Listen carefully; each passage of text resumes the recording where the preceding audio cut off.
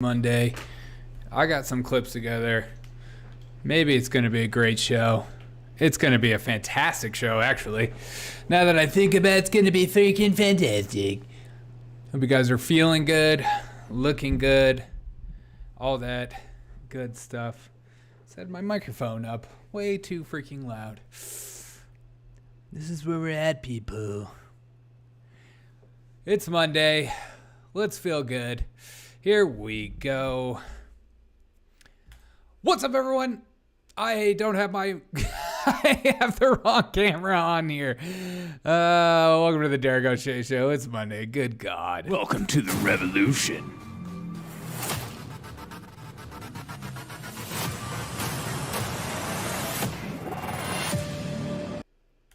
What's up, everyone? Welcome to the Derek O'Shea Show.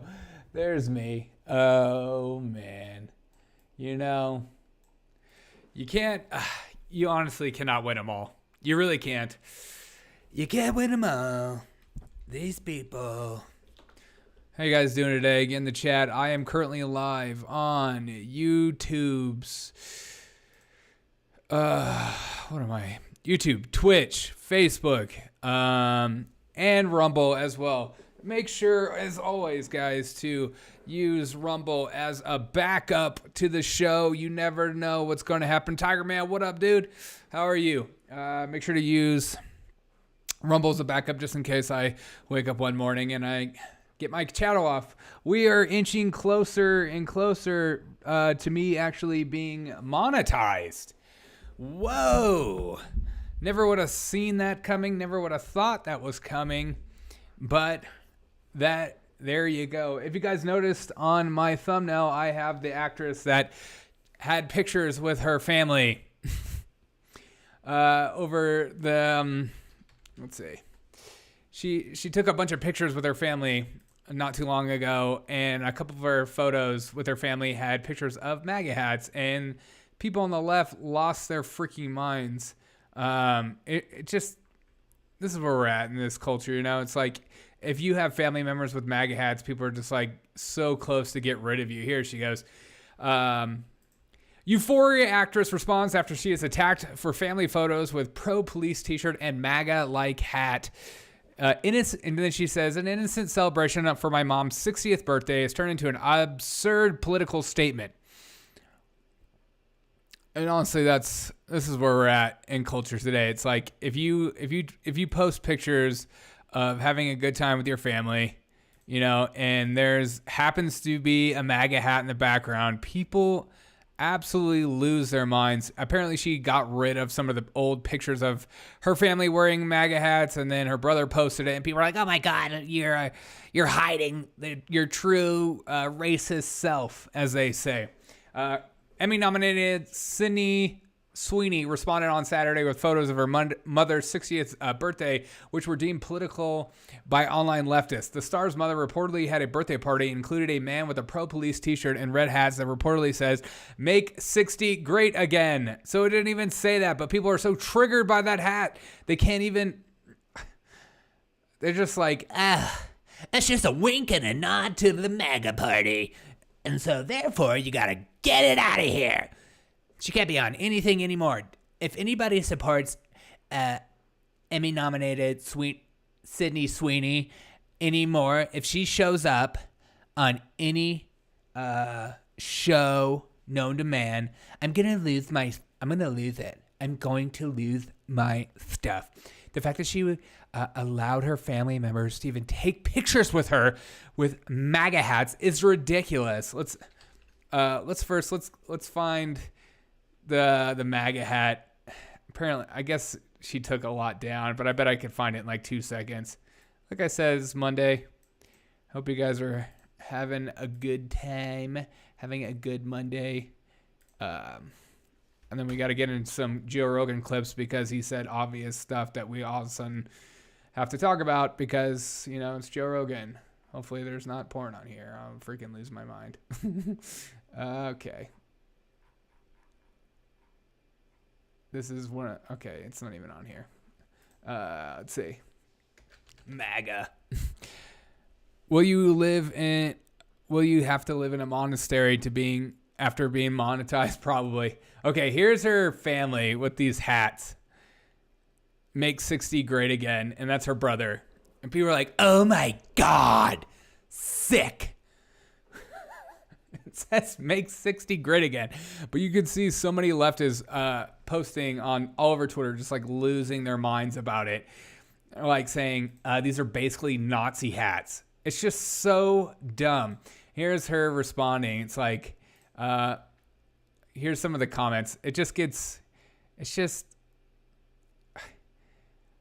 the fact that like, even if like, if I posted pictures at a party with my dad's side of the family, who's all liberal, and all my followers are like, oh my God, how dare you post pictures with Biden t-shirt. Okay, here's Sweeney. You guys, this is wild. An innocent birthday celebration for my mom's milestone 60th birthday turned into an absurd political statement, which is not my intention.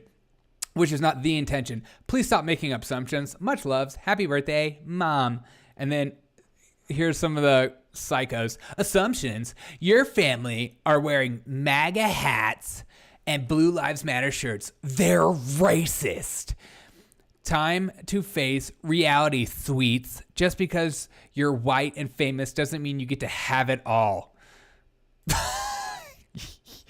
You can't have it all. Oh my God, what does that even mean? You can't have it all. Okay. I mean, we're just ridiculous. Here we go. Assumptions. Don't gaslight your fans. Many are like young progressive people based on the content of the show that you gave your fame. Oh my God, you got famous off of progressive-minded individuals. Therefore, you should be taken down. Your family is obviously far right based. They are based on the Blue Lives Matter shirts and MAGA babies. Ew, look, this is her brother. This is just so ridiculous. It's like, okay, here. I've never, ever been to the Capitol. I mean, her fans were losing their minds. And again, this is another perfect example of why I don't think we'll come together eventually and see eye to eye and reach across the aisle and have a moment of peace together. Because you can't go to a birthday party with family members and then take a picture with your mom with a MAGA hat without people calling you a freaking Nazi. This is where we're at. Everything's a Nazi. Everything's fascist. Everything. It's like these people, the people on the left like to diminish the name, like actual definitions of words so much so that it becomes meaningless. They use the word racist over and over and over again. Where when I grew up, when somebody was called a racist, people would stop and think, wow, that person is a racist. That's so messed up. Now when I hear somebody call somebody a racist, I stop and think and go, what did they say? Because I don't know if I believe them. It's the same thing with Nazi. It's like, if when I was a kid, if somebody was called a Nazi, you better be damn sure that dude was a Nazi or that woman was a Nazi. You can't just like willy-nilly call these people. But this is where they're at. They just like throw these terms around for reaction value and for an over-emotional pull, and we're running around calling people Nazi because they have like a brother in their family with a freaking MAGA hat on. It's so stupid. It makes me so angry. But this is, if you're not for them for everything, if you don't agree with them with everything you do, with all you have all the time, they consider you a racist, they consider you evil, a Nazi, and they don't want anything to do with you. Again, I've had friends that constantly tell me, like, I reach across the aisle, I have conversations with different people, but if I find out they voted for Trump or they're Republican, they're basically evil and I don't want to have a conversation with them ever. And then the people on the right are like, I don't get it, I want to reach across the aisle, let's have a conversation. Those people are insane. We can't even have logical conversations anymore because everyone is so on edge, everyone is so angry, everyone loses their minds. It's just ridiculous. But you only see this on the left. because they're driven by their emotions and not reason. Changed my mind. It's just, I mean, I almost feel sorry for this girl. I mean, it's just, she seems sweet. The show is interesting. I stopped watching it because it was basically like borderline child porn on that show that she's on. It's like an HBO show. I forget the name of it. Euphoria. I don't recommend that show. That show is so freaking messed up. I stopped watching it after like 2 or 3 episodes. I just couldn't do it. A lot of my friends are into that show. I just can't do it. It's like trying to be over the top with like not a lot of substance, and every plot line is so obvious. Or it's like an aggressive white male dad that cheats on his wife. It's just a dumb show. I don't recommend Euphoria, but I wanted to reach out to this because it's a perfect example of how insane our culture is. All right, let's get into some clips. Let's get into clips, baby. Get in the chat. Let me know how you're doing.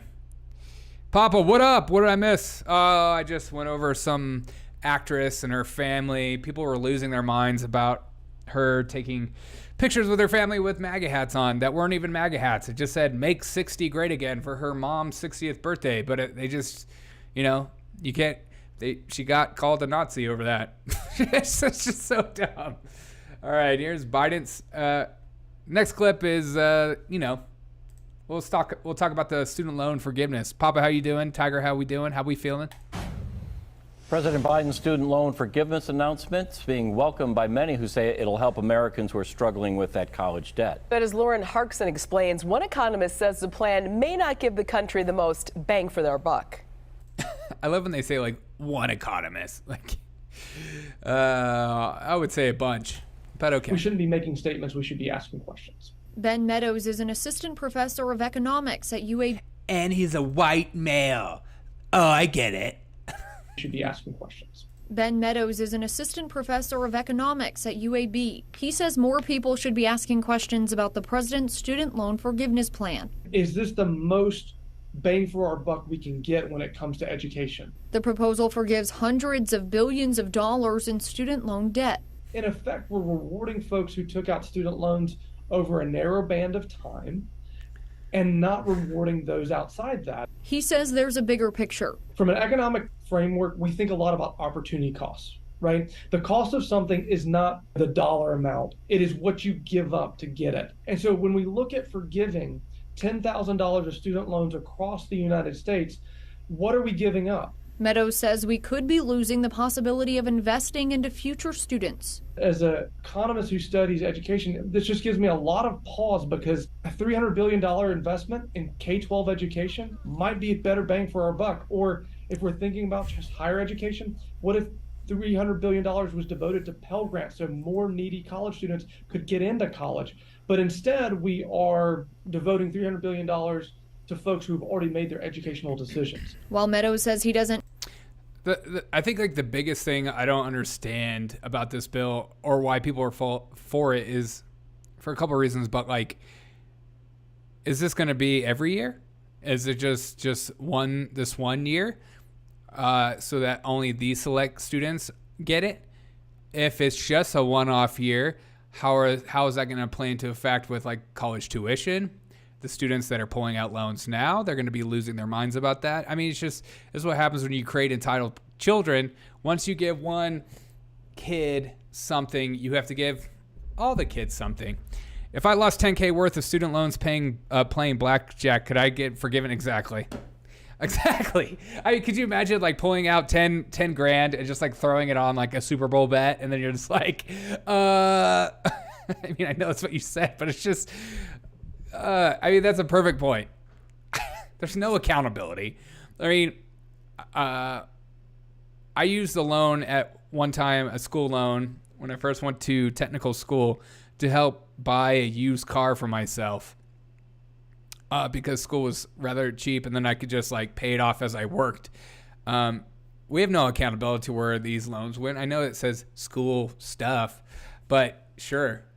It could go, as you say, Papa, 10K to blackjack, and then all of a sudden, that 10K is forgiven. But what if you won, though? I think that's what What if you won and then didn't pay it back, and then, you have $100,000? Wow. That's what I'm all about, gaming the system. Right now, there is reports that are coming in with 15 people have been shot outside the U.S. Embassy in Baghdad, as there have been reports of Baghdad helicopter picking up people at the U.S. Embassy. Baghdad, I don't know what the frick is going on in Baghdad right now, but I've seen so many photos going on. I know there was like protests and stuff like that. But again, I don't follow Baghdad that closely. They should have joined the Peace Corps or something to get the benefit. Yeah, exactly. Or just like the military or anything. But 15 people shot. I think we're gonna start over winter and maybe into the summer. You might see more riots in some of these poor regions of the world with ESG coming down the pipe. But as always with ESG, they don't actually care about the poor or if you survive, because it's actually a good thing that we're getting rid of human beings, because you guys put a bunch of freaking greenhouse gases in the air with your farts. Everyone knows that. If I won, I'd have pizza rolls for life, yo. Shout out to pizza rolls. I haven't had a pizza roll since I was in college. Cause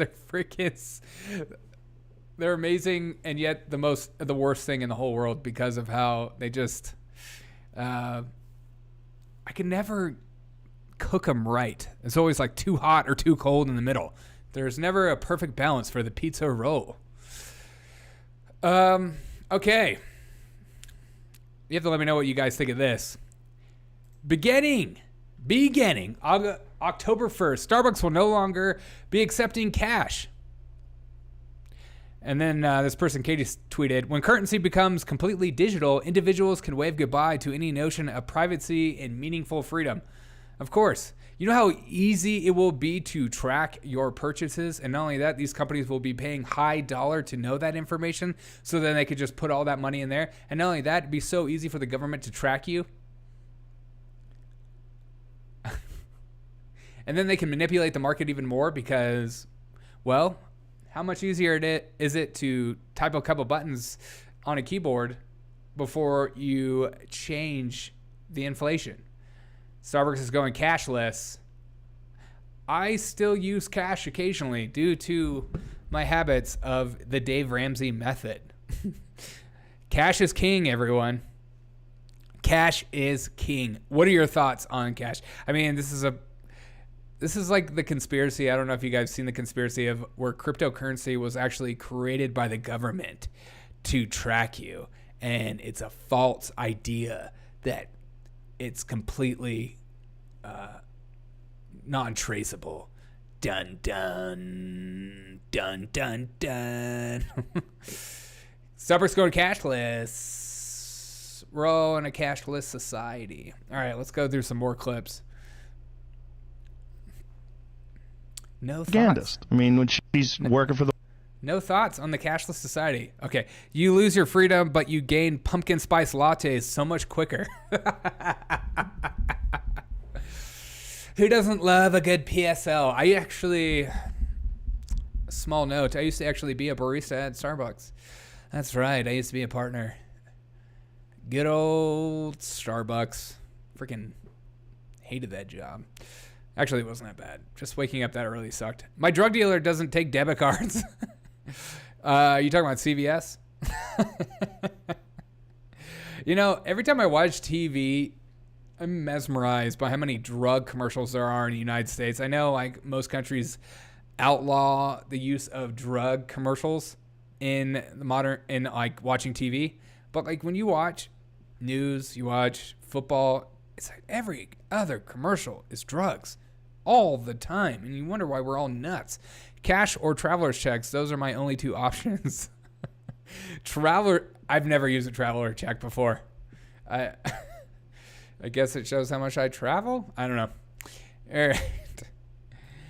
All right. Here's this clip. Joe Rogan goes scorched earth on the press secretary. She was a propagandist. I mean, when she's working for the White House, she's this person that answers questions, and most of it, the hard questions, were all by Peter Doocy on Fox News. He was like the only guy that was like pushing back against her, and she just fucking flat out lied on not just one occasion, multiple occasions. I mean, maybe they had a narrative that they told her. Maybe these are talking points. Maybe that's her job. But it's a weird job in the beginning, right? To begin with, because it's a job where you're not even asking the president. You're asking this White House press secretary. Yeah. So there's a person, and the only one that was good at that girl, McEnany. What's her name? Kayleigh McEnany. No one knows how to say her last name. I call her McEnany. The one who worked for Trump. That lady was a fucking assassin. That lady Another had curse word. binders with gosh. footnotes, and they would say some shit. That's interesting because actually CNN said this, and she would quote it back to them and stuff it in their face. That lady's the best ever at that job. She's the fucking Michael Jordan of White House press secretaries. She's a fucking wizard. God, that was like, how many F words can you put in under a minute? Golly. I get why people listen to him, including myself. Yeah. Press secretary's job should be basically what Twitter is to you and me. Don't take Twitter seriously and just have fun and troll everyone all the time. That's literally what the press secretary job should be. It should be just trolling the corporate media and making fun of their lies and their narratives and, making them look stupid.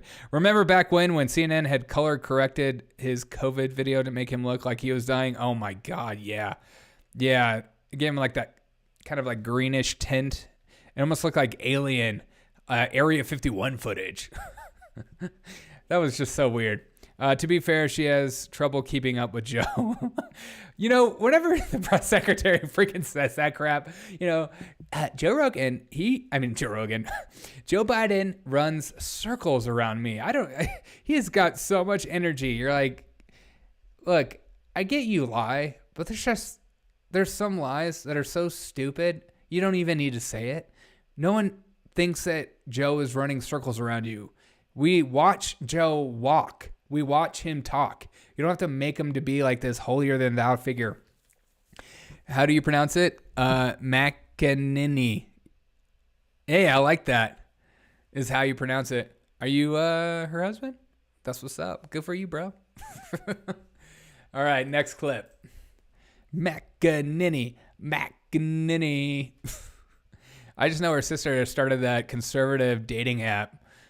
I'm still waiting for some people. I haven't heard anyone get on it. All right.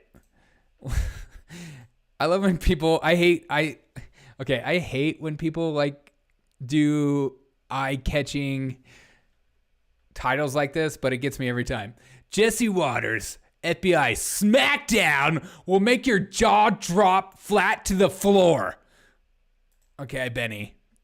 If this isn't exactly how you say it, I'm going to lose my mind. It better be freaking jaw dropping, and my jaw better be on the floor. I better be losing my mind over this clip. This better be crazy. Trust me, bro, I'm way out of her league. I know you are, dude. You're a freaking stud. I can see your profile pic. Beautiful. Gorgeous. All right, this clip better be jaw dropping.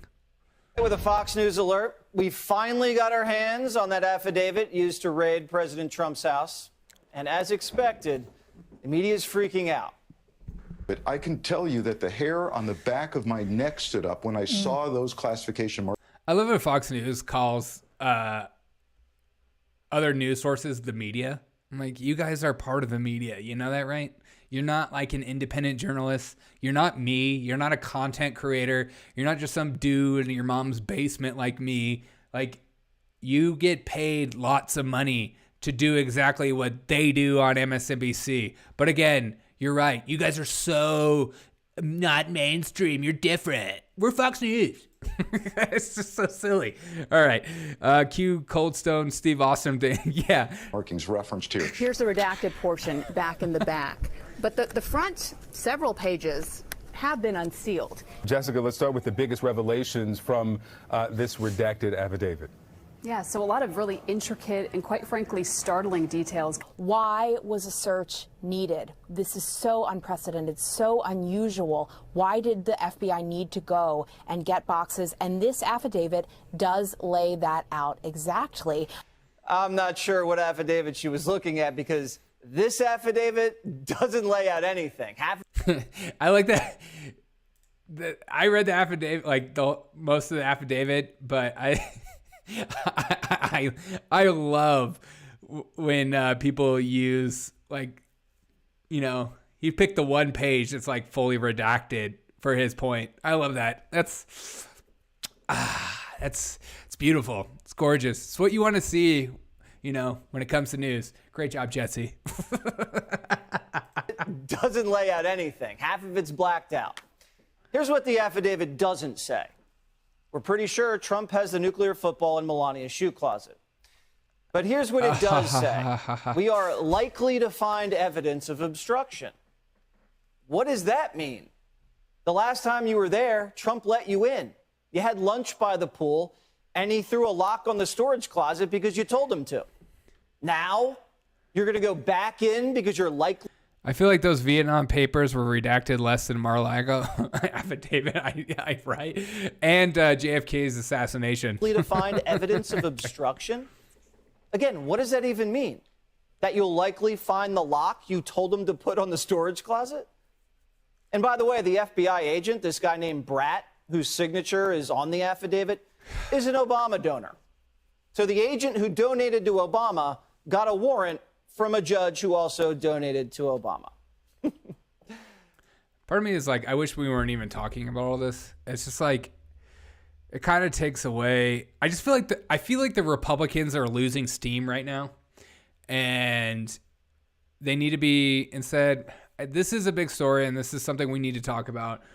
But let's not forget how much of a catastrophic failure Biden has been in this administration and how trash it is, and where the economy's at, gas prices are at, and what they continue to push, what the student bailout's going to be, sending constant money to Ukraine. I mean, there's so many things to talk about, and it just seems like Republicans don't want to win this midterm. I don't get it, except for a few MAGA or Trump supporting people that are running for Congress. Like, it's such an easy W, but you know, Republicans find a way to screw everything up. They think they can coast their way into it. Focus on Biden the entire time. I won't even talk about this. Just focus on how crap people's lives are and what you're going to do to make their lives better, instead of constantly chasing after what the left is doing to the right. Republicans need to change their message of one of hope instead of one of, did you see Jimmy hit me? Like, that's, I feel like, what it's all about. Obstruction probably has to do with Trump's diet of KFC and Diet Coke. You remember Trump's Trump had a tweet about Diet Coke once that, I don't know if it was real, about, he said, I've never seen a skinny person drink Diet Coke. And that made me laugh so hard. But the Biden guys had to go in there. Why? Because some liberal librarian at the National Archives said Trump checked out some papers and they were long overdue. You think because you're a celebrity that somehow the law doesn't apply to you, that you're above the law? Certainly not. Well, let me tell you something funny, boy. You know that little stamp? The one that says New York Public Library? Well, that may not mean anything to you, but that means a lot to me. One whole hell of a lot. But this whole archives thing, the whole presidential records thing, this classified records thing, it's just an excuse for them to go in there. None of this classification stuff even matters. Trump said he declassified everything that was still there in the boxes. They may have had classification markings on them, and the media is using that to scare you. But if Trump declassifies something and a lawyer doesn't change the little marking on it, it doesn't matter. Plus, he's the president. He has legal access to whatever Trump administration document he wants when he leaves office. That's the deal all presidents have. He can see whatever he wants. They save every piece of presidential paper. I feel like also it's always important to the sleight of hand trick where everyone is focusing on one issue while other crap is being pushed under the rug. And I just wonder what that crap is. And I think it's ESG. And I wish people would talk about it more often. But here we go. Paper, and the archives keep it for the legacy. But it's also for the presidential library or if the president wants to write a book. Is the archivist not going to let Trump look at his own documents? Life rule 13, never mess with an overdue materials from your public library. Exactly. You never know. That 5 cents a day piles up fast. It doesn't make sense. So what's the... I can't remember the last time I actually checked out a book at a library. Childhood. Yeah. problem here? When's the last time you guys checked out a book at the library? Well, according to the affidavit, there appears to be two major concerns: where the documents were stored and how they were stored. The affidavit states, I believe that the storage room and other spaces within the premises are not currently authorized locations for the storage of classified information, or NDI. NDI is National Defense Information. So let me get this straight. Trump has some Trump administration documents locked up in the storage room of a basement of a private club guarded by Secret Service agents. That's the reason for the raid? These are 10 times more secure than Hillary Clinton's materials left on a server in Chappaqua, begging for our enemies to penetrate. But they also... Got to get rid of that word. Penetrate. Please don't ever use that word in a serious context. The 13-year-old boy cannot handle it. Didn't like how the documents were stored. Are you ready for this? It says, of most significant concern was that highly classified records were unfolded, intermixed with other records, and otherwise improperly identified. Wait a minute. You're telling me Trump's biggest crime is his filing system? That he mixed newspaper clippings with a love letter from Little Rocket? Man, call Staples right away. We need a paralegal in here immediately to organize these files. This is why the Justice Department didn't want to release the affidavit. I checked out the CDs this afternoon. I'm backing up my music collection. The internet is as trustworthy as my neighbor's ex-wife. Oh my God, which is to say not very much. Embarrassing. Whatever happened to the nuclear secrets he was selling to the Saudis? Now this is about a file cabinet? What's in the file cabinet? Hey, peace out, Tiger. Enjoy the dog walk. I got to do my dog walk a little later. Again? What kind of dog you got, Tiger? Don't know. They won't tell us because it's classified. They'll just leak it. But Trump basically almost got us killed. That's what they're saying. It's not like Trump left these documents at a computer repair shop run by a blind guy or anything. I just feel like they just nitpick Trump on everything so much so it just gets annoying. It gets annoying so fast. I wish they weren't that way. All right, next clip. We gotta bump this. I gotta have some energy. And when I think energy, I don't know. I definitely don't think Mark Levin, but I definitely might think Gingrich. We'll see. Let's see what Gingrich has to say. When the mouse taping escapes it. You. Another phony. Pete and Tiger, Democrat plan, catch Trump didn't alphabetize his files. You can't trust a man who doesn't use ABCs properly. I saw a video being passed around today, 100-pound pit lab. Dang, that's a big boy.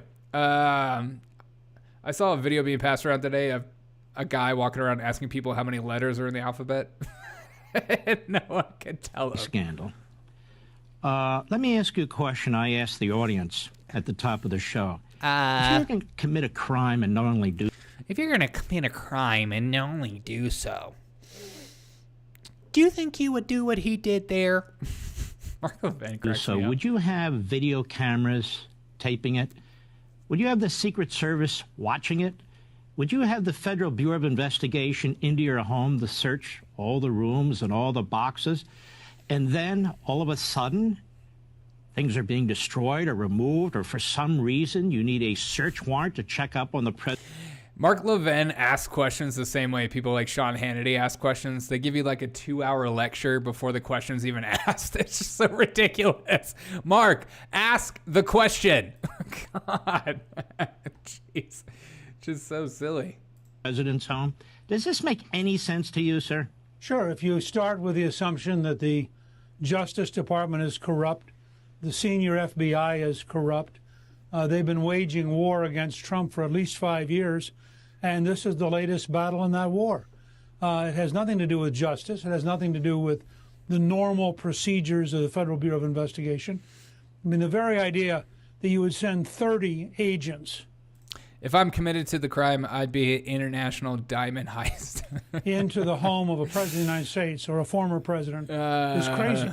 The idea that they would go through the underwear drawer of the First Lady of the United States is insane. And I think you just have to assume this is part of a deliberate, vicious, ongoing struggle, which I predict will lead them to try to indict President Trump in a D.C. jury in a district in which he got five. That is the ultimate goal for this whole thing, is for Trump to be indicted, not necessarily for him to be in jail, but just so they can use that as a ploy during the next election cycle, saying he's been indicted. He was raided by the FBI. Do you really want him to be your next president? They use whatever they can to make him look bad, even though you and me don't see him looking bad. We see the FBI looking bad. But to the average plebe that doesn't pay attention to the news or politics, kind of gets rubbed the wrong way when it comes to indictments and FBI raids and stuff like that. So always keep that in mind. Again, you're never going to convince the masses, because in the end, the masses don't care. They want to just be out of mind, out of sight. You aren't that way. You are here with me as we are engaging in politics and culture constantly, and that's why we're different. That's why we're maybe a little bit more on edge sometimes, because we know what's going on in the world. I don't know. 5.6% of the vote. These people are playing for keeps. They have no interest in procedure, no interest in precedent, and no interest, frankly, in the law. Well, then they're playing with fire, because they can say what they will, but nearly half the country that voted for Donald Trump for president of the United States. Another phone. That's hilarious. They don't care. They're calling half that country ultra MAGA right now. All right.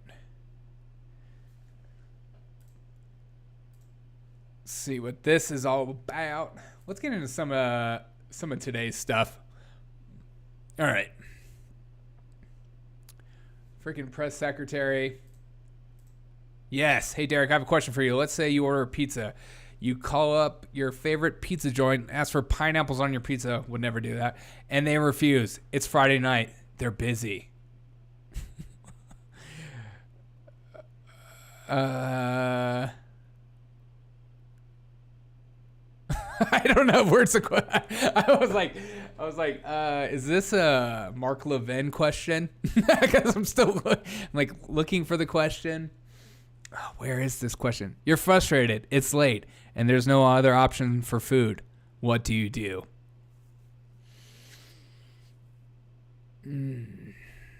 Me personally, I'm a big fan of the Whole Foods Take and Bake. Big fan of the Whole Foods Take and Bake. You put it in the oven for 12 minutes. I throw green chili on top of it with pepperoni, and I just eat the crap out of that. Big fan of the Whole Foods Take and Bake. I highly recommend it. It's good. You might not be like a whole paycheck kind of person, but the Take and Bake is good. Is that what you're kind of meaning? Or Papa, were you asking me like a deep philosophical question about when you run into things in life that you can't have? What do you do when there's no other option for obtaining that substance? That's deep. Yes, it's a Mark Levin question. Okay, you should. Okay, good. Tomorrow marks the 1-year anniversary. But here we go with the Afghanistan question that she totally dodged. Here we go. Tomorrow marks the one-year anniversary of when the president marked the end of the U.S. withdrawal from Afghanistan, at the end of the war there. How does the president plan to mark that occasion? Does he plan to speak to the American people? Does he plan to honor the lives of the 13 service members who were lost? As you know, last week on Friday, we did put out, the president put out a statement, released a statement where he named each of the 13 troops who were. You know what? These 13 troops that died, we put out an email. You should have got it in your mailbox. So shut up. Next question. We don't care. God, it's insane. We put out an email. What's your problem? Killed that day. The president feels. We put out a little memo. They saw to it to themselves. It's like you should remember to be thanking Biden for pulling us out of Afghanistan, because we would have been still there. I know that there's a potential for us to go back due to the region and the people that are in charge and humanitarian crisis and stuff. It's like, Biden, those 13 soldiers should be thanking Biden from the grave. It's just so ridiculous. 1 year ago. Tomorrow marks the 1 year. We put out a press release, and I wish you would stop asking me these tough questions. Next question, please. God, I hate this job. God, I just hate it. I just hate it.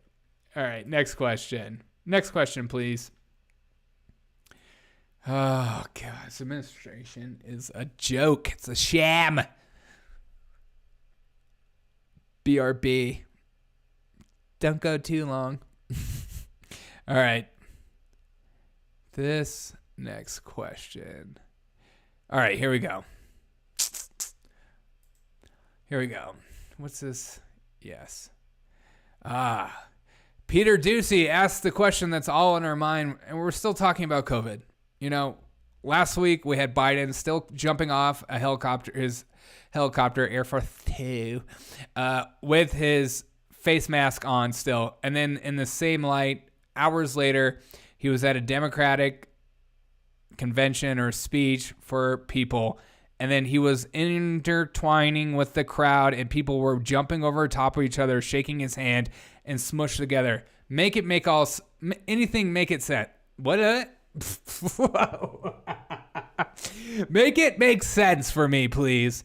And then we have this as a perfect example, as a tennis star Djokovic couldn't come and play tennis here because he's unvaccinated. But in the same light, we have illegal immigrants coming across the border constantly, and they're not, well, who cares? But how is it two different things? Somebody unvaccinated comes over on a plane. You say that's not okay. Somebody walks into Texas or Arizona unvaccinated. They're allowed to stay. Why? But that's not how it works. Like, we actually, no. I know that that's not what you guys want to happen, but that is what is happening. But it's not like somebody walks over and that's not how. Exactly what's happening. Whoa. She has no idea. Or she's a liar. It's one or the other. Either she is completely oblivious or she's an evil liar. The choice is yours.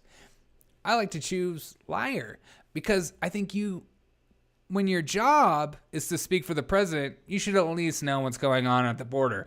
I'm just saying, even somebody like myself could take a few minutes out of the day to find out what's actually going on the border. But then, this is what they think of you. They're willing to gaslight you straight to your face, straight to your face. They don't care. That's why when I mock these people, call them evil, I call them all these things, people are like, where's the civility? You can't be civil in the face of a liar, in the face of a narcissist, somebody who's constantly gaslighting you, constantly lying to you over and over and over again. You can't remain civil. You have to treat them the same way they treat you in order for them to actually maybe pull back a little bit. When you are with a narcissist, you don't just agree with the narcissist constantly. You challenge a narcissist over and over again in order for them to realize maybe what they're saying or what they're thinking is absolutely ridiculous. And so when I challenge these people, when I challenge the press secretary, when I challenge corporate media, this is what you need to do. You need to push back as hard as they're pushing towards you. You can't just be like, well, here's the points why she's wrong. She doesn't care. And she will keep reiterating the same narrative, the same lie over and over again. People aren't just like walking across the border, Peter. What do you think? Over, and that's not how. Exactly what's happening. I love that she laughs too. How arrogant is that laugh? Like somebody walks over, and that's not how. Exactly what's happening. Well, thousands of people are walking in a day. Some of them turn themselves over. Some of them are caught. Tens of thousands a week are not. That is what is happening. So let me just lay out what we have done under this administration. We have installed new border technology and set up joint protocols with Mexico and Guatemala to catch more human traffickers. We have already made over 3,000 arrests in the first 3 months of launching an unprecedented anti-smuggling campaign with regional partners. We've secured record levels of funding for the Department of Homeland Security. We've put in place dedicated immigration judges so asylum seekers can have their cases heard faster. We've expanded labor pathways, including H-2B visas. And through the Los Angeles Declaration on Migration and Protection, President Biden brought 20 world leaders together to manage increased migration flows across the Western hemispheres. By contrast, core to the prior administration, immigration strategy was... They constantly have to throw Trump. They have to say something about Trump, you know? They can't just to build a wall, and they couldn't even accomplish that in the 4 years. And they also, by talking about building a wall, which would have taken billions of dollars from veterans, billions of dollars from schools, which is also a policy that just does not work. It is not that simple. It's not just that people are walking across the border. We have a plan in place. This is not like switching the lights on, right? This is going to take a process. We are Everything with the government is a process. It's never, in real life, when you and I have businesses, we see if there's a problem, we fix it, period. I'm not sure the record funding to DHS is not being used against U.S. citizens. Exactly. I'm sure that record funding, I'm not sure. I'm sure that record funding to DHS is not being used against U.S. citizens. Of course it is. We're fixing a broken system that was actually left by the last administration. And as it relates to the tennis star, that is totally different. That is a different process. That is the U.S. Open that he is part of. That's a different process. When you fly here legally, that's totally different than what's going on at the border. The border is full with drugs. There's, rape victims, abuse victims, child trafficking, sex trafficking, stuff like that. And people are dying, like in that, 70 people dying in the semi and stuff like that. That is actual horror. And this is just a tennis star. We allow for it all to happen. These people are enablers. They're literally enablers. They're like a drug addict saying, you know what? If you're gonna be an addict, might as well just use at home. I feel like Jean Pierre is being written out of somebody's will. Don't ask me how I know. I just do. Yeah. And there are CDC federal guidance that he needs to follow. But why is there a CDC requirement for people that fly here as opposed to people that cross the southern border? Look, we have talked about... Peter, quit asking logical questions. That's what she wants to say. Peter, just because it doesn't make sense, just go with it, bro. Fly here as opposed to people that cross the southern border. Look, we have talked about Title 42, right? This has nothing to do with Title 42. It is. Title 42 is the CDC imperative. And you guys got rid of it because you said the pandemic. That is not how it works. It is not. Title 42 is very much in place, and that is the process. So there is a CDC provision for folks coming through the southern border. It is not just for tennis players. Migrants have also a CDC guidance that we have to follow, which is Title 42. So that is not the case. That is factually wrong. She felt like that was such like a slam dunk at the end too. In your face.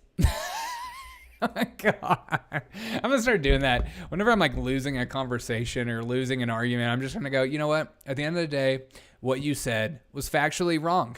Next question. No, I'm not talking about this question anymore. I'm done. I'm done talking to you. I'm done. No, I'm done. No more. No more. Next question. Somebody else. God. These people are so arrogant. They just don't care. It's like everything's a battle. As long as you make it seem like you won the conversation, you won. Peter just asked Biden's favorite ice cream. Yeah, Peter just asked Biden's favorite ice cream flavor. People are dying to know. Yeah.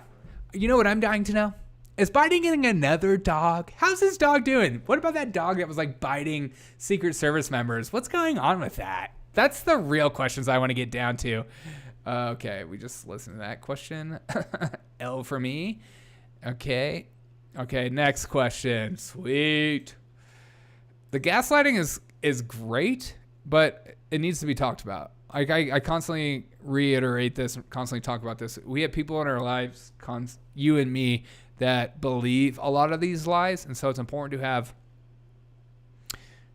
rational discussion with them and talk to them, but at the same time, it's important to know what they're going to say before they say it, because I think that's my favorite, is when I engage with the far leftists about things and I just tell them their talking points before they talk, and it makes them so angry. All right, next question. I wanted to drill down on the degree to which there was White House involvement in the Trump documents story earlier this year. And last week we learned that the acting archivist of the United States approached the White House counsel, and a determination was reached here to allow the acting archivist to make a determination with respect to executive privilege.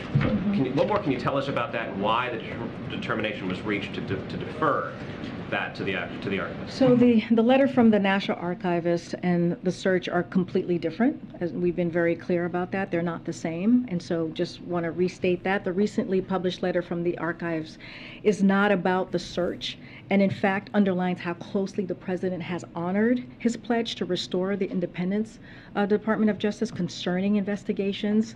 If you read the letter, you'll see that, the way we were able to defer. It shows that DOJ made a request for access to an older set of documents independently, and the White House affirmed it, which is standard, nothing unusual there. And when former President Trump attempted to assert executive privilege to block the FBI from assessing the document, President Biden deferred to the National Archives and the DOJ Office of Legal Counsel on the issue. So again, we deferred that decision. So So Biden knew about it. I mean, it's like she says it without actually saying it, and he constantly says he had no idea, but sure. The decisions here have been made by the National Archives. Hey, the National Archives did it, okay? I know we knew, but I mean, I didn't know about it. You're saying that President Biden himself was personally approached and he made the decision himself? That's like I just said that. The White House was there. We are the ones that were able to defer, which is we affirmed, which is normal, nothing unusual. We deferred to the National Archives and the Department of Justice Legal Office, and so Biden knew. Biden lied. Biden said he had no idea. He didn't want to talk about it. It's an FBI thing, blah, blah, blah. But he knew. God, it's just... We let them make the decision. It was not made here. We deferred it so that they can make the decision. Just to pin it down, are you saying that it was not the president himself who arrived at the decision? Yeah, she has no idea what she's talking about. She's skating around the truth. That's what happens when you pay somebody to lie for you. Like, that's why the answers are never straightforward. She's like reading from her playbook of like, this is what I'm supposed to say because I know what the truth is, and because I know what the truth is, I'm not going to say it, and I want to be cognizant of not saying the wrong thing. So I'm going to read from here because I'm sure she knows the answers to these questions. She just doesn't want to tell you what she knows. Or the president himself made it. Well, what I can tell you is the White House affirmed it. I can't I've been asked this question, who specifically? I can tell you the White House here on this campus, the White House actually affirmed it and also deferred it. I can't tell you that Biden knew, but the White House affirmed it. So, okay, is Biden the president? Is he running things here? I'm not going to say that. You know, I affirm it. What? God. Senator Lindsey Graham. Okay. It's just, the gaslighting is so great. Here we go. This administration isn't done with the semi-fascist talk and calling every Republican ultra MAGA fascist, semi-fascist. Here we go with this. Here's a question about Lindsey Graham talking about violence. Like I said, you can't have political prisoners and then call people names constantly over and over again without something potentially unleashing. You put people in prison for no reason and don't give them a trial.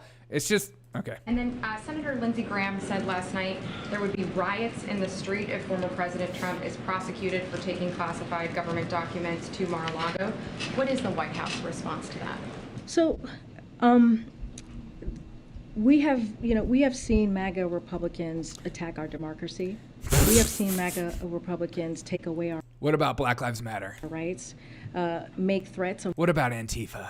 violence, including this weekend. And that is what the president was. What did MAGA do this weekend that was violent?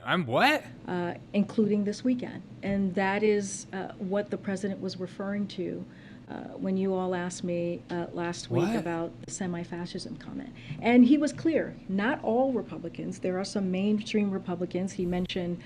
No. Biden's comment was that if you're a submissive Republican and do whatever he wants you to do, like a Mitch McConnell and also probably a Lindsey Graham, he likes you. He can work with you. It's these other Republicans who put America first politics or actually conservative and actually believe in conservative values and think the country should be run in that way.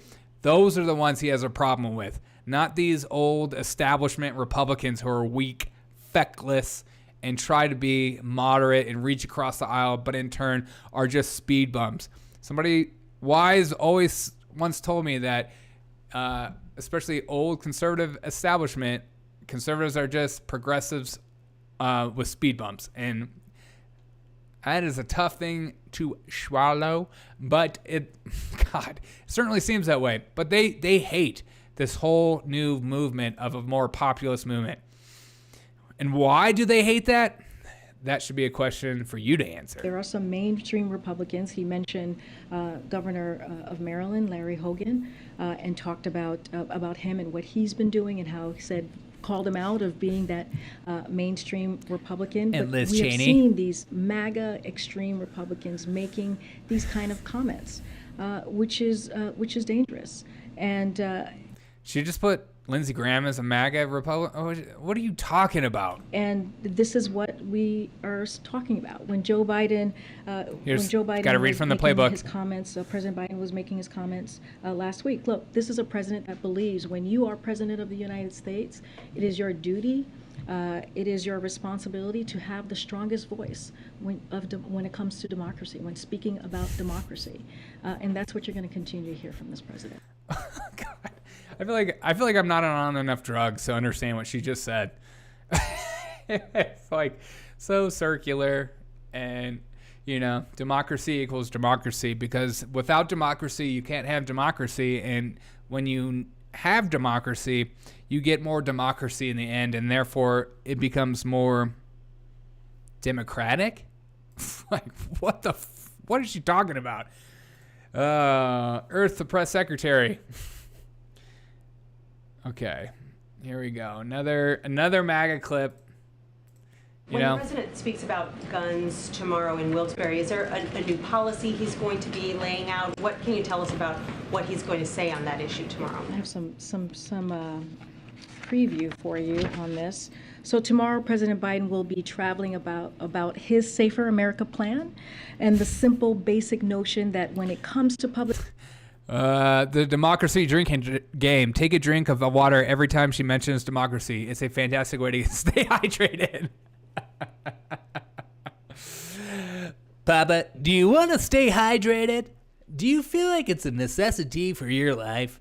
Well, come on my channel and we'll play the democracy game. Anytime this administration uses the word democracy, in context, out of context, making sense, not making any sense whatsoever, you take a drink of water. And then in turn, you will stay more hydrated and you will have to take more pee breaks in between my shows. But don't forget that democracy equals democracy, so therefore you can have more democracy, and without the democracy, you can be democratic, and then in turn, the more I say democracy, you'll probably end up voting for the Democratic vote. And when we use the word republic, that means Republican, so we don't use the word republic. I don't know what republic means. We live in a democracy, not a republic. Wait, what?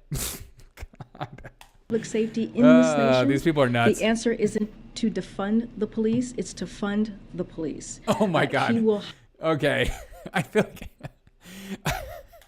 like I need to hear this whole clip one more time. Is he talking about guns and MAGA? Here we go. Guns, MAGA, ultra MAGA, guns, semi-fascist. I think I'm growing a semi-fascist right now. When the president speaks about guns tomorrow in Wilkes-Barre, is there a new policy he's going to be laying out? What can you tell us about what he's going to say on that issue tomorrow? I have some preview for you on this.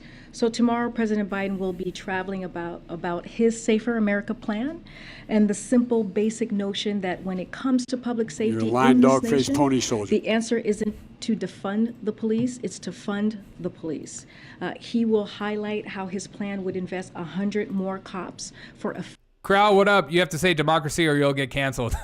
Democracy, democracy, democracy, democracy, democracy, democracy, democracy, democracy, democracy, democracy, democracy, democracy, democracy, democracy. And without the democracy, we probably don't have a democracy. So,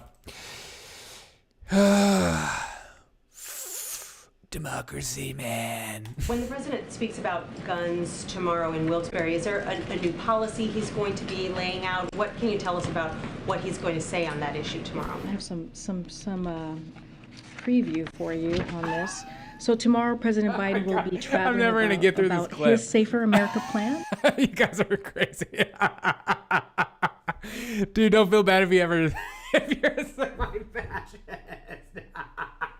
Thank you. I feel like I'm the only one that's picking up on the it seems like they're talking about infertility. Like why are we using the word semi-fascist? It's just God, it's just so stupid. Dude, I can't drink water that quickly. Yeah, it happens to all guys. We all struggle with semi-fascism from here and there. If you struggle with semi-fascism, take this. It's just one at a time. Take this, and you'll become a full fascist. God. All right, I'm going to try to get through this clip. Pray for me. All right, here we go. Guns and MAGA, go. When the president speaks about guns tomorrow in Wilkes-Barre, is there a new policy he's going to be laying out? What can you tell us about what he's going to say on that issue tomorrow? I have some preview for you on this. So tomorrow, President Biden will be traveling about his Safer America plan and the simple, basic notion that when it comes to public safety in this nation, the answer isn't to defund the police, it's to fund the police. He will highlight how his plan would invest 100 more cops for effective, accountable community policing that builds 100 more cops, public trust, and strengthens public safety. That's like 100. And as part of the American Rescue Plan, you've heard us say this, that the President Biden signed into law last year. We sent $350 billion to local governments to keep cops on the beat.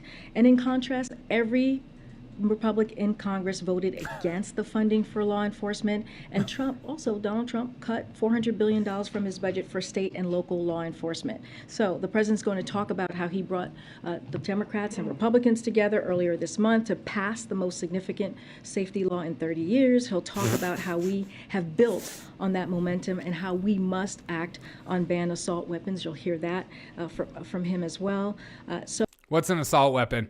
You know, I got into an argument with somebody on Twitter that referred to me and said, actually, assault weapon has a definition. And then it just went to basically what everyone on the left believes that an assault weapon is. It's not an actual term. It's, created term.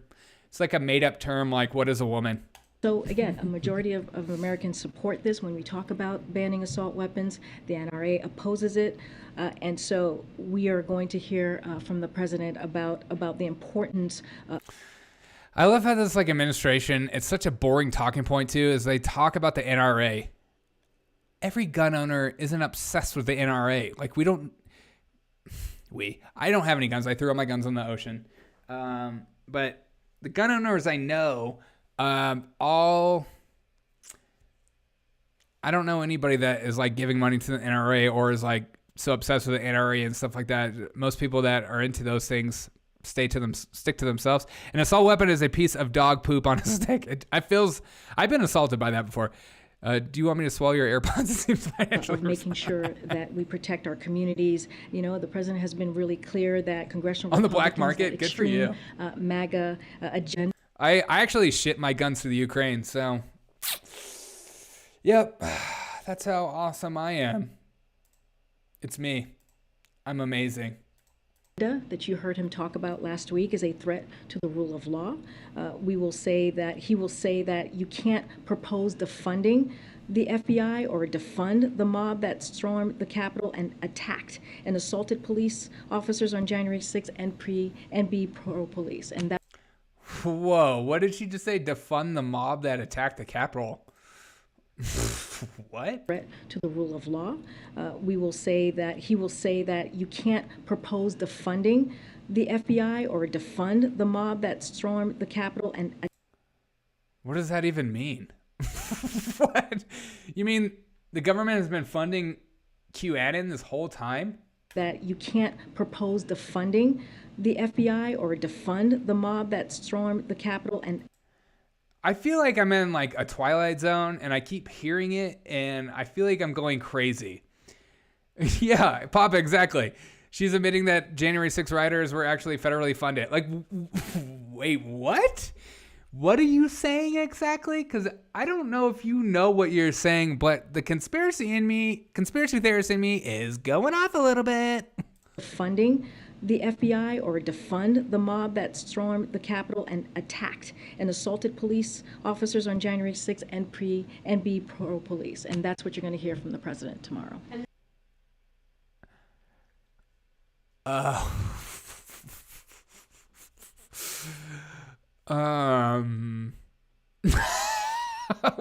What? Okay. I feel like YouTube's gonna like kick me off. Like, YouTube, I'm not saying this. She said it. Okay, I'm just.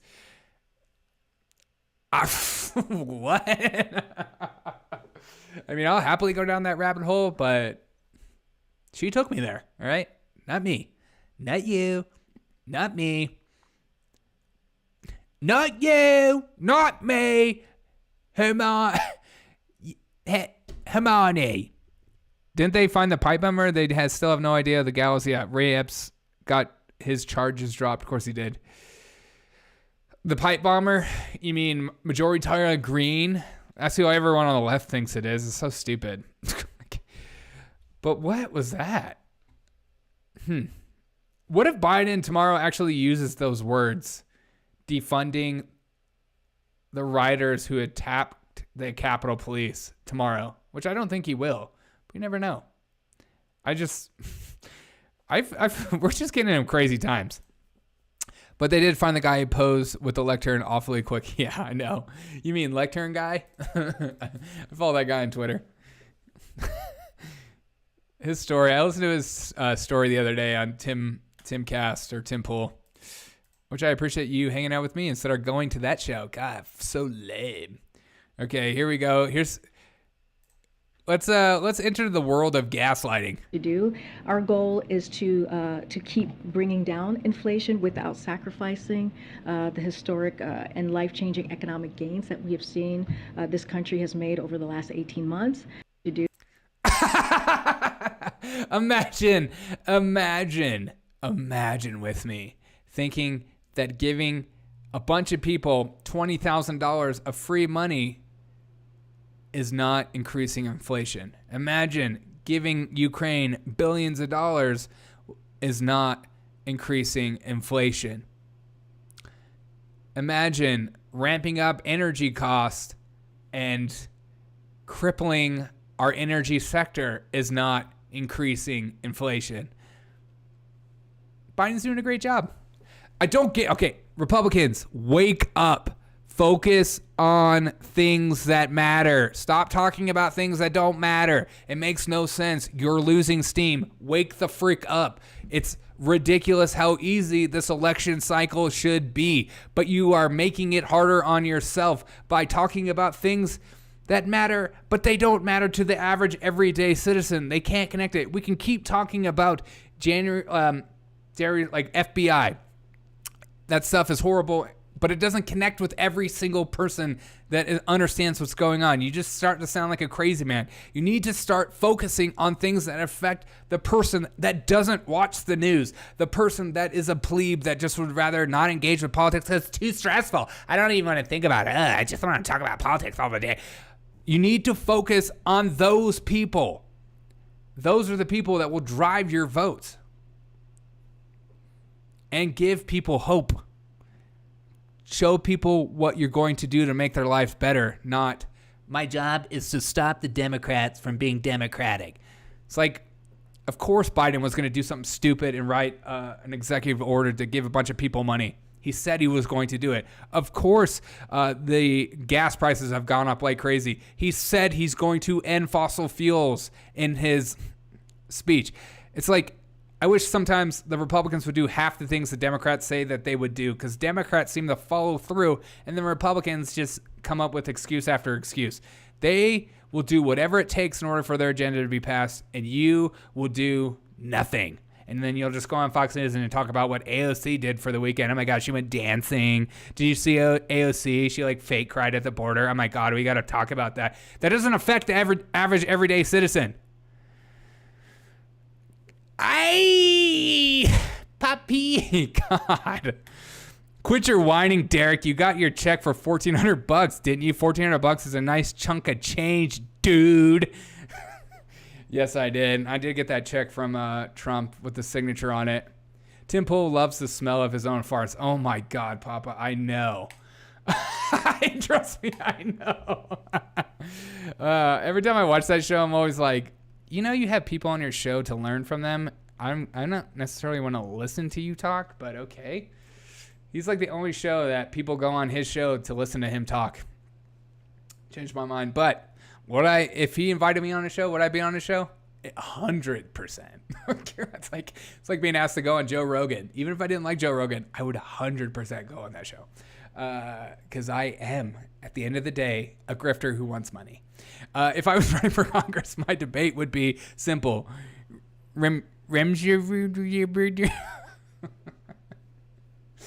Okay, here we go again. Here's some more gaslighting for you. Let's just put this. This might be coal. On another topic, the president has a lot of travel coming up. He's been getting out more in the country, mostly, doing events, sort of touting his agenda, things that his accomplishments and the like. Are we going to see him actually, as we approach the midterms, stumping for individual candidates? Are we going to see more big rallies like we did last week? No, because they don't want him. As you know, I can only speak to official him. travel from here. I can't speak to any of the campaign or political travel. The president, the vice president, cabinet secretaries, our Hill allies, governors, mayors, and allied groups will take the message directly to the American people. As you know, we had a string of successful legislative pieces just a couple of weeks ago. And so in the coming weeks, the president will host a cabinet meeting here, host an inflation Reduction Act celebration event at the White House, which is going to happen. Oh my God. An Inflation Reduction Act celebration.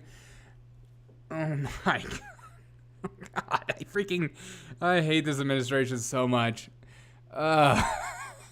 It's time to have a celebration.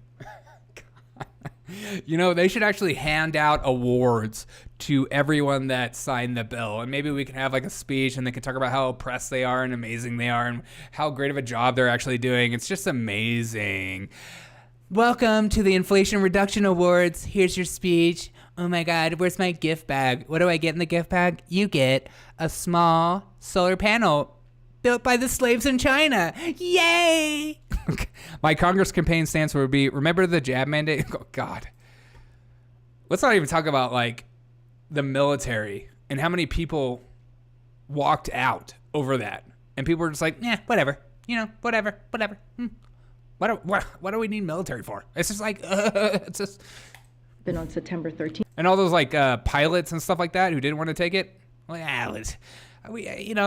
have you been to the airport recently? Pete Buttigieg is doing a great job. As you all know, and we'll travel across the country to highlight how the Inflation Reduction Act will save money on prescription drugs, cut healthcare premiums, and cut energy costs. Other upcoming events will illustrate how President Biden worked to get things done, including passing a historic.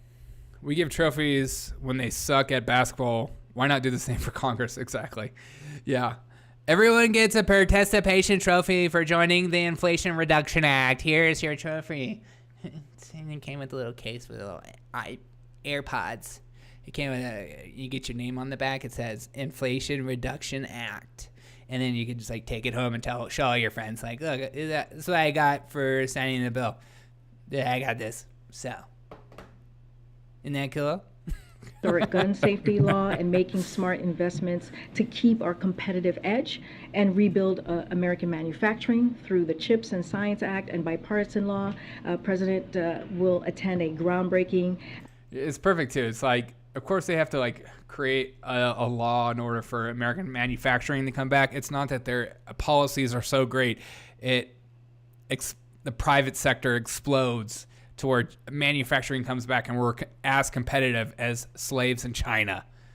And again, it goes back to the ESG with all these companies. They all band together. They all pretend like they're holier than thou, that they're actually making a difference in society. And at the same time, winking and a nod, they're using children to make your shoes. For the last time, Derek, I'm not eating your AirPods. Stop asking me. You're gonna what?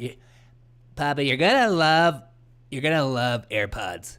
And if you take an AirPod a day and put it in your mouth, you're gonna feel like you can hear better. I swear to God, I'm not saying it's science, I'm not saying it's true, but the fact that it is absolutely nonsense. At Intel in Ohio, as you all know. All right, I gotta go to the next clip. It's just, I'm almost done. I almost gotta go. I'm gonna pick my last clip because I gotta go work out because I'm fat. I gotta go beat myself up. Fair point. Mail them out to me. Okay. Yeah. Done. Just put your address in the chat so everyone can see it, so we can all swat you. All right. Okay. I don't know if you haven't noticed, but I haven't seen Kamala Harris in a minute. Homegirl's been hiding. She came out and said this today, though. Who specifically is footing the bill for student loan forgiveness? We haven't gotten a concrete answer from the administration yet.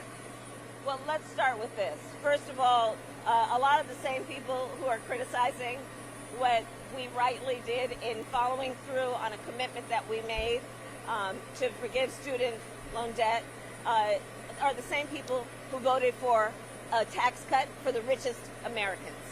So when we look at who is benefiting from this, 90% of the people who are going to benefit from student loan forgiveness make under $75,000 a year. And that debt has been the reason that they're unable to start a family, buy a home, and pursue their piece of the American dream. Who Basically, she's saying, I have no idea what inflation is. I have no idea where this money comes from. but I will give you a talking point about giving tax breaks to rich people.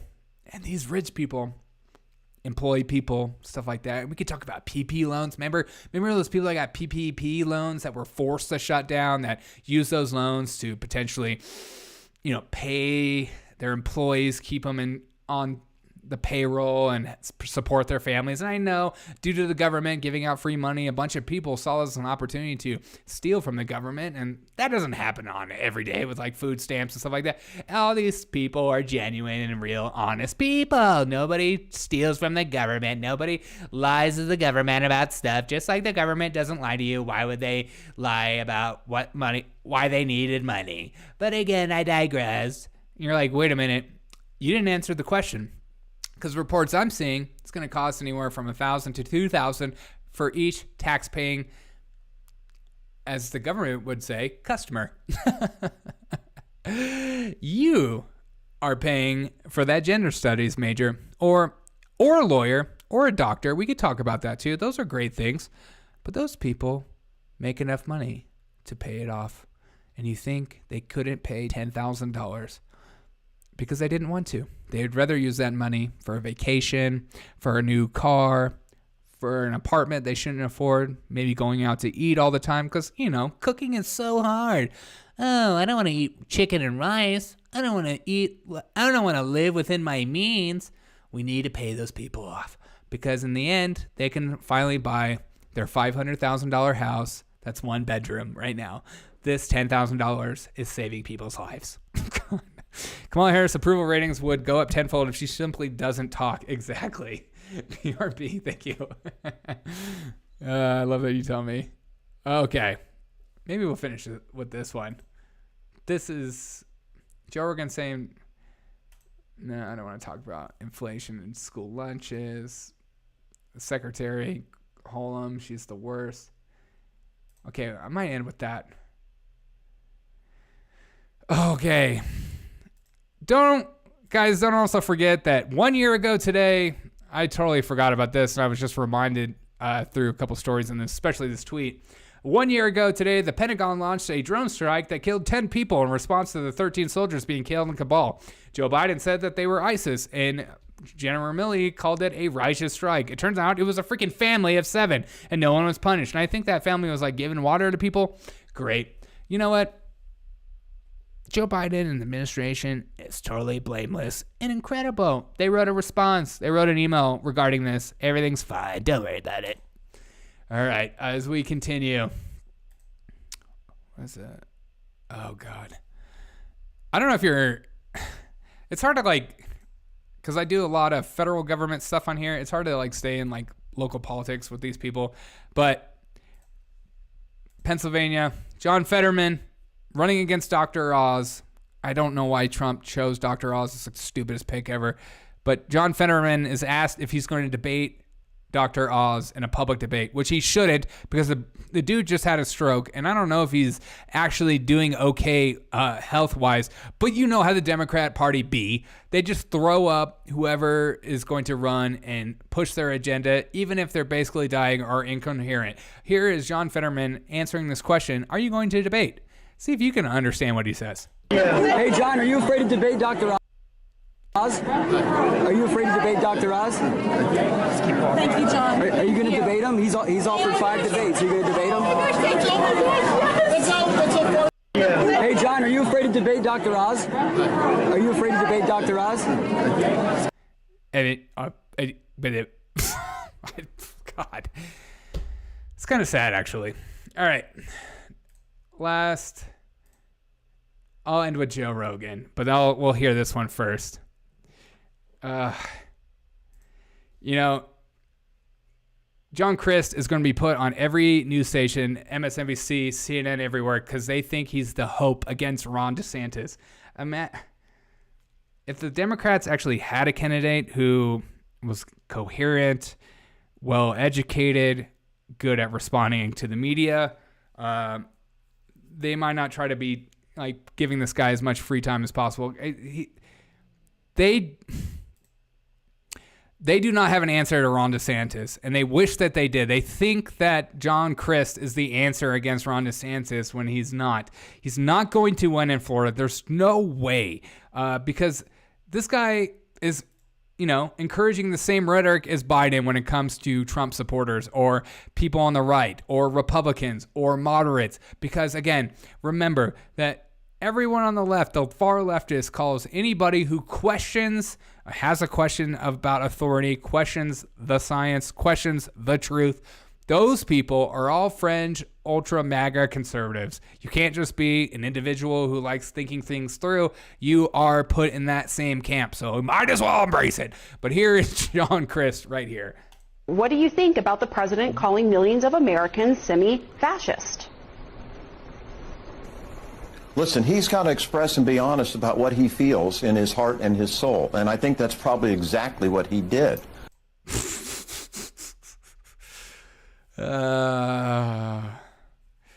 This guy also picked his running mate to be the union, the head of like teachers union, as like also a slam dunk.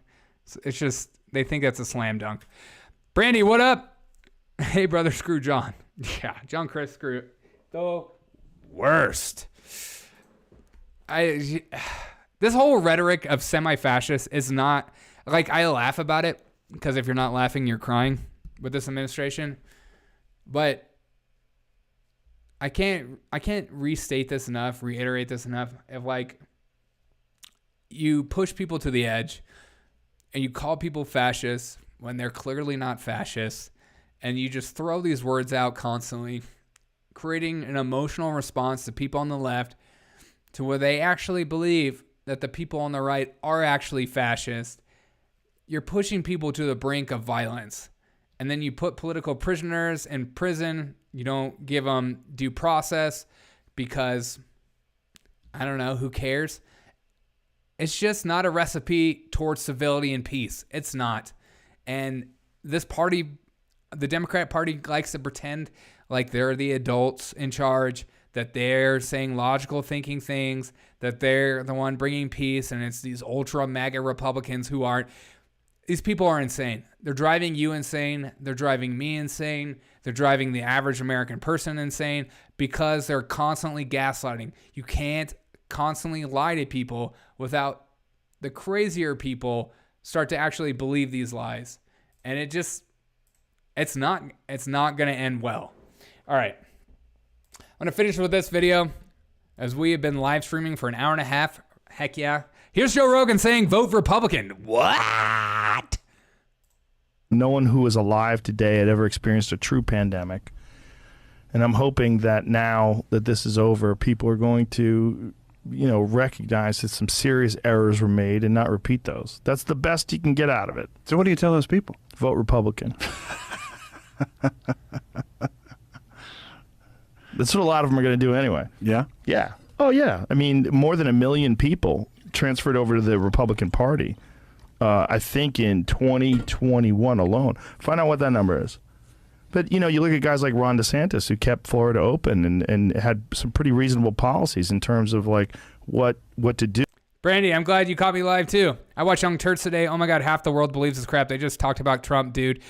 Biden's ruining our country. I know. They have TDS. Every time I post a video and the response is something about Trump, I just type down underneath TDS. I don't even respond. It's just so ridiculous at this point. Everything wrong in the world in their eyes is Trump, even if it has nothing to do with Trump. And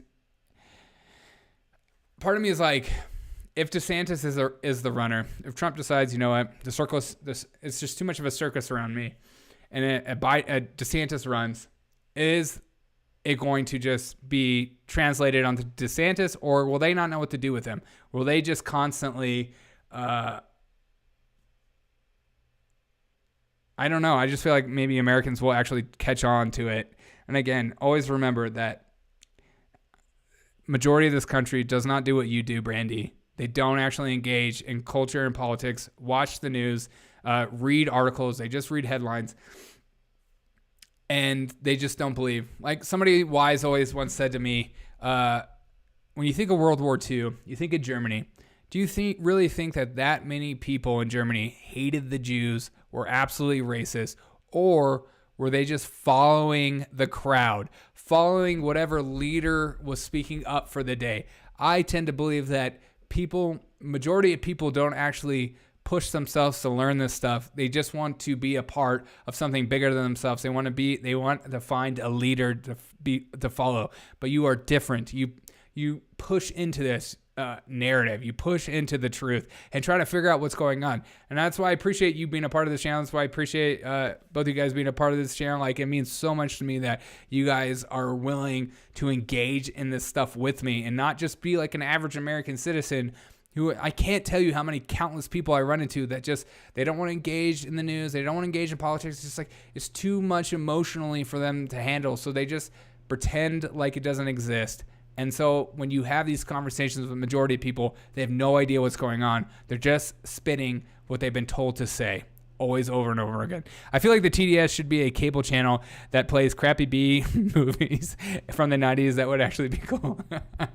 I can make, I thought about making like a joking TDS channel. And just everything is about Trump. I get just everything.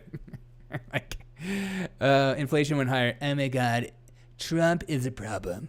We got to get him out of office. He's not in office. Trump has got to stop golfing. The guy has to get away from Live Golf Course. About COVID, and he mapped it out on television. He was, widely criticized for this, where he was saying like, we need to protect our elders. We need to make sure that medical care is available for those people, and everyone else, you should be able to do whatever you want to do. No one who. Joe Rogan saying vote Republican. Oh my God. Remember, I gotta start a counter of Joe Rogan saying obvious points that most of the people agree with, but we have to make a big deal out of it because Joe Rogan said it. Tally. Him and Bill Maher, I have like a little tally. Anytime Bill Maher says something I agree with, I have to talk about it. And anytime Joe Rogan says something about that I agree with, I have to talk about it. I agree, brother. Somebody turned their heads because they can't realize they could possibly be wrong. Exactly. You're cracking me up, though. Needed it. Hey, good. If you're not laughing, you're crying. So, like at this point, the world is so crazy. But I have so much hope because of people like you. Because even if a channel like mine can grow, like I've been growing like crazy, I'm almost monetized. We're on a mission to be monetized. And then they'll get rid of my channel once I'm monetized. So make sure you follow me on Rumble as a backup when that happens. Because I'll still go live. I'm live on Rumble right now. I just don't know who's talking to me because their chat integration with my app is absolute trash. They need to fix that. But I appreciate you for joining me. We talked about so much on this podcast and watched so many clips. I appreciate you guys. We've been live for an hour and a half. It's been good. I'm going to go for a run, go work out, and then eat some delicious steak. I suggest you do the same. Do not eat crickets. There's not enough protein in those bad boys. Tell your friends and family about the Derek O'Shea Show. If you want to support me, go to buymeacoffee.com/Derek O'Shea Show. I love you guys so much. It means so much to me. You chose me over all the other podcasts, all the other content creators in the world. Seriously, it means so much to me. Again, this podcast is nothing without you. This live stream is nothing without you. I need your chats to help me get through the day as much as you need my videos to help you get through the day. So it means so much to me. I take a 1.1% credit for your channel success. Good. Yeah. You're the point, Papa, you're the point. You're the point. You're the, what? God, I can't even talk. I'm like out of it right now. It's freaking Monday. 0.0%. You're part of the problem, Papa, is what I'm trying to say. Or mealworms. Ugh. I take a mealworm supplement every day. I don't give it to my dog. I take it. All right. I love you guys. Have a great day. Again, when you come hang out with me on this live stream, please chat with me as much as possible. I don't want this show to be sit and listen to Derek O'Shea the whole time. I want you to engage with me because it helps me learn. It helps me understand what you believe. You might teach me something. You might make me see something in a different light. And I always want to be critical of my own thoughts and self-reflective, and I don't want to come off as a know-it-all because I freaking don't know everything. And that's why we're figuring this out together. We're in search of the truth together because the truth matters, and let's not get gaslight. Thanks for the laugh. Hey, appreciate you guys. Love you guys. Have a great day. Okay. Bye.